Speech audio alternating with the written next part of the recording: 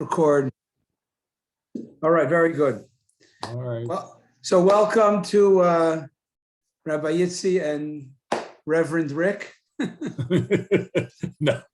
I thought it'd be Rick, Rav, and Rashi. Okay, Rabbi and Rick and Rashi. That's good. So Okay.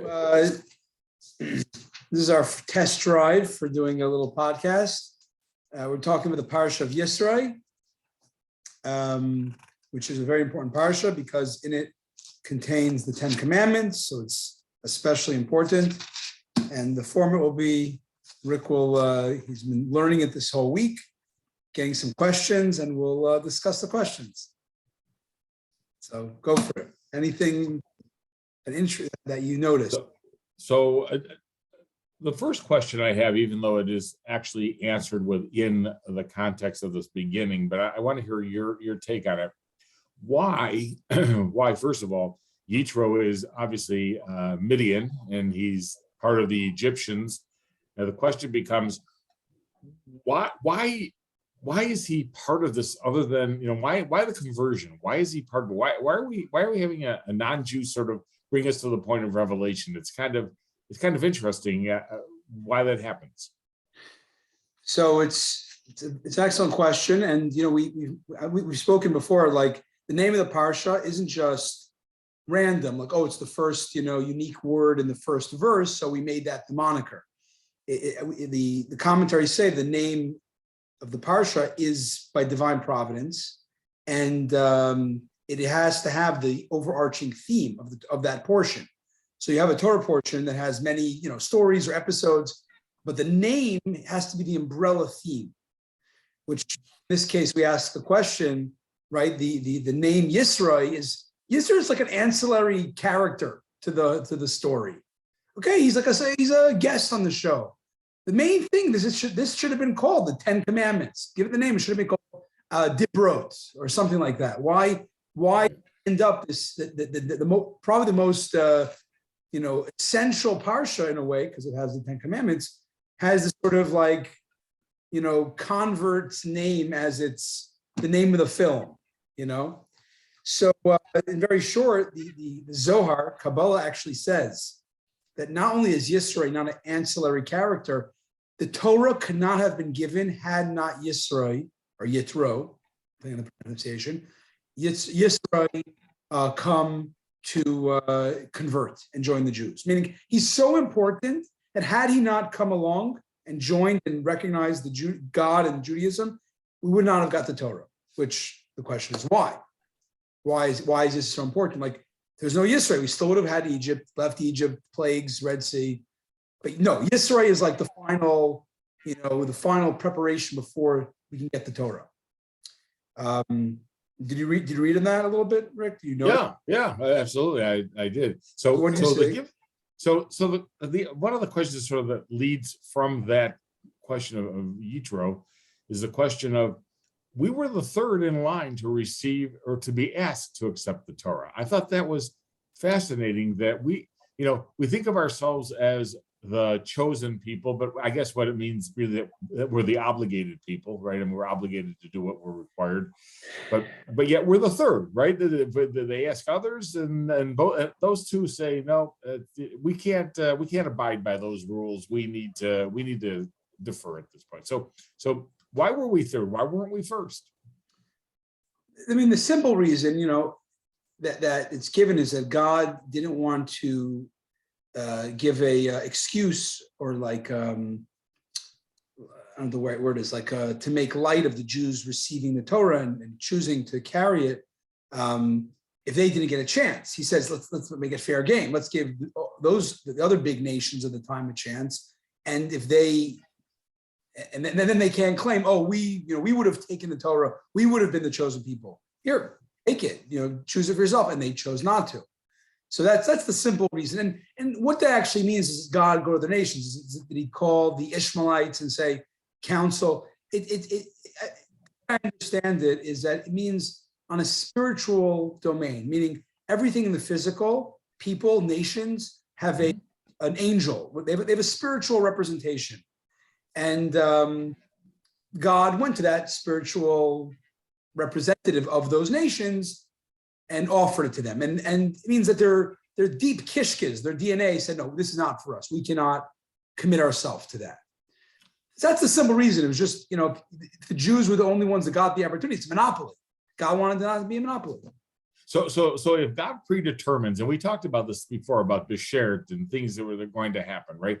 So if God knew this, was he basically just setting it up so that he knew who the winner was going to be in terms of the giving of the Torah? And by the same token, so he asked them, but he knew he wasn't. He knew he hadn't really given them the real opportunity. I'm wondering if that's really how it worked. It's a great question. Bashert, how does it work? There's an interesting speaker I've listened to, Rabbi Paul Thiel. He has a great website called InsideChasidus.org, and he has like 25 years of his classes. The guy gives a daily class, and it's in every topic. I remember he quoted once that there's a commentary on the Talmud in the Tosfos somewhere, I don't know where, but he claimed that pre the giving the Torah, anybody could have become Jewish. I don't know what the relevance was in the halacha, but like pre the Torah, it was very much like anybody could have, picked up the crown if they wanted. Does God know? It's kind of like, God, everything is foreseen, but there's free choice. So that's the typical, I think, that the general, paradox. But regardless of God, obviously God knows, you say, the future, but things have to play out. And that's the way God wanted to play out in a fair way. But back to Yisro. So did you notice anything of why Yisro, why he was important? You remember the... Well, he creates the judges, which, this whole level of the courts, which I think is, and it's interesting because my Parsha was Shoftim, which when I did my bar mitzvah, which I found fascinating because you read about that, about justice and the judges. But the point is, he actually establishes, and I thought what was interesting is the way he did it in terms of the population, because we ourselves today follow the exact same pattern of population. We have in terms of the town judge, a county judge, a city judge, right, a Supreme Court judge, federal judge, a federal magistrate, a federal, Supreme Court. It's amazing how in this, and maybe that is the Judeo-Christian influence here, that we followed sort of what Yitro had to say about how we would formulate that court. I don't know I can't say, but we know that, common law was very much influenced by biblical law. And this very much makes sense. Just to get a little philosophical, though, about Yisro, and to connect why he's the main character of this feature film of the Parsha. I would call it Moshe. I think Moshe is a better name for the film. Yisro is like a supporting cast member. Yisro is very important because this follows. And this will also connect to why he was the one that realized the judge. Who was Yisro? Yisro was this, the Talmud tells us, and Rashi quotes this. Who is Yisro? Let's talk about some medrash about Yisro. Yisro, first of all, I believe he was born in Egypt. He had to flee to Midian because he was actually one of the original Pharaoh's 3 advisors. One was Yisro. One was Bilam, later, Balaam, Bilam, and Eov, Job. Some say it's the same Job that the book is about.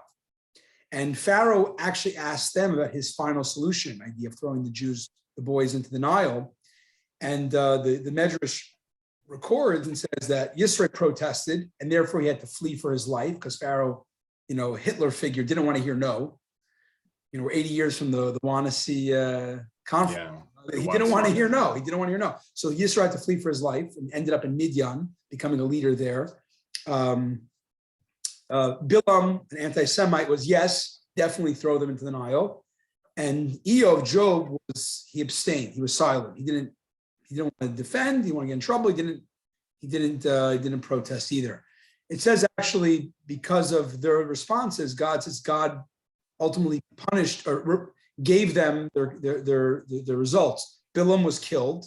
Bilam, wicked guy, was killed in a war with the Jews. He tried to kill the Jews. He was killed by the Jews. Yisro, who defended, became a Jew later on, and Eov, who did not, who was sort of didn't speak up, he suffered in the book of Eov, suffering. It's an interesting medrash, but so that's one point of Yisro. So Yisro is a good guy even then. He goes to Midian, and it says he becomes the Kohen Midian. Kohen Midian doesn't mean like a Kohen like we, but it's a term for Kohen means a priest. Actually, Rashi in talking in this Parsha that God tells Moshe, the Jews will be a treasure for me and a nation of priests. Doesn't mean a priest as in we call a Kohen. We mean as a minister, like a nobleman, a higher, a dignitary. So Yisro was a dignitary, a minister, a leader of Midian. And what's interesting was he was a big philosopher. It says he tried every single idol worship at that time.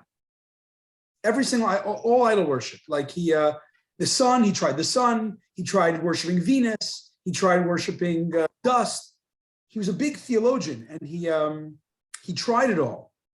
And that's why when he comes here, and he came to the conclusion earlier. It's actually interesting. We know that his daughters, they had to come to the well. What were girls doing being shepherds back then? It says because he had no sons, and people would harass them because they hated him in Midian later on because he recanted idolatry. He tried it all. He was a big explorer, big seeker, and he rejected it all. And then his own people rejected him ultimately because they didn't want someone who was a monotheist. So Yisro is this really like deep searching and experience becomes convinced of the truth. And that's why the Zohar Kabbalah says the Torah could not have been given had it not been for Yisro, because when he came along, it wasn't just a guy converting. It was a guy who explored all of the world's isms. And after he says, Ati Adaiti, now I know that God is the true God.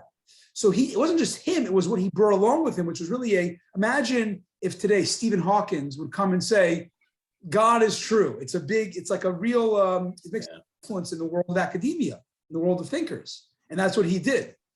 Did he not also bring the physical, the idolatrous natural world together with the spiritual world? And I think that, the merging of those things and bringing them together helped to actually create the revelation for us that allowed us to go forward to be able to accept the Torah. I mean, I think he elevated there's things that are forbidden, things that are kosher, right? So we know when we eat a kosher food, it elevates it. You're sort of using the energy. It's meant that you should sublimate it, elevate it into your energy, then into your service of leading a good life, leading a godly life. But what about stuff that's forbidden? Like, is it just like, it's just chopped liver, you can't do anything with it? By us not engaging with forbidden stuff, we're also elevating it. So by Yisro, sort of by recanting, it shows the purpose of idolatry, which is to give us free choice and reject it. And he was the one who did this. So, and that actually leads into a big question of the judges. Why did Moshe know that he's going to get judicial overload and just not be able to handle all cases by himself? Why did it take Yisro? No one else noticed this. Like no one else. Aaron didn't tell him, "You're Moshe, you can't do it." It's Yisro specifically. And when it says Yisro was the one who merited to get God to give this judicial system, and that's why the Torah is. That's the reason Rashi says the Torah portion is called Yisro, because this episode was in his merit. What was connected to his personality, the great thinker who ultimately finds Judaism. Moshe was the sort of like top-down figure. The Torah came through Moshe. Moshe was a prophet, and Moshe thought, and everybody didn't think otherwise, that Moshe would give the Torah, judge the people, teach them directly. You know what happened? They're all going to be raised to his level. It's like when you have a fantastic sensei, teacher, you lose your individual stuff, and you're just like, wow, And Moshe wanted to elevate them, but Yisro knew the purpose of creation is not just to lose our identity in the great, epiphany, but to keep our personalities at the same time, be able to delegate, to have our individuality and find God through the tapestry of individuals. And therefore, he said, you got to have delegation. You have the delegates who bring it to the people. So, I think Moses also, he was the one that God spoke to at the burning bush. He was like he was the oracle, right? He was the Oracle, leader, perfect word. And he began to believe that everything needed to sort of come through him, right? And I think Yitro was able to say to him, yes, indeed, you are sort of the oracle, but remember, there are all these other people that need to be part of the system. And so therefore, there are lots of minor squabbles that you don't need to be part of. You make the big decisions, whether we're having potatoes for dinner or whether we're having, macaroni, right? You make the big decisions. It's the famous joke. The famous right? joke? You know the famous joke? The guy says, he got married 50 years, and he says, his friends, what's your secret? He says, I decide the big things, and she decides the small things, right? What do you mean? I decide about who should be president and who, and world peace, and she decides the small things like where the kids go to school and where we're going to live. Right. So that's exactly what we're saying about Moses. We're saying that Moses was making the big decisions because he was the oracle, but the little decisions really, in order to have a society, everybody has to be involved in it, and it has to be orderly. And I think just to add a Hasidic idea about it is that it's not either or. Moshe was right on a certain level, and Yisro was right on an ultimate level, because it is an oracle. Moshe is the sort of pipeline to God. And I know we got to wrap up, so this is the last thought. I know. The goal, though, is to make God a home in this world. The great partnership, right? Everybody has a role to play in bringing holiness into their part of the world with their skill set and their abilities. So Moshe thought the best way to do that is to raise everybody up, make everybody into Harvard, for example, give everybody, fast track them. But Yisro knew as an outsider who knew that he himself had to go through so many internal dialogue and debates and struggles to get where he was. And he knew that it's not about the result, the journey and all the cogs and the parts and people along the way are part of it. And therefore, Yisro said that the plan of making God a home will not be by raising everybody to a higher level only. There's room for that, but it's also to simultaneously bring out their unique divinity contribution, which ultimately makes God a home in a real fused way, not just let's run out of this mess. Let's elevate the mess. Let's elevate the humanity. So, thank you, Rabbi, for a wonderful teaching today. And thank you very much for your insights. And see you next week. We'll chat again next week. Shabbat shalom. Shabbat shalom to everybody on the podcast. You all the best. You too, Rabbi.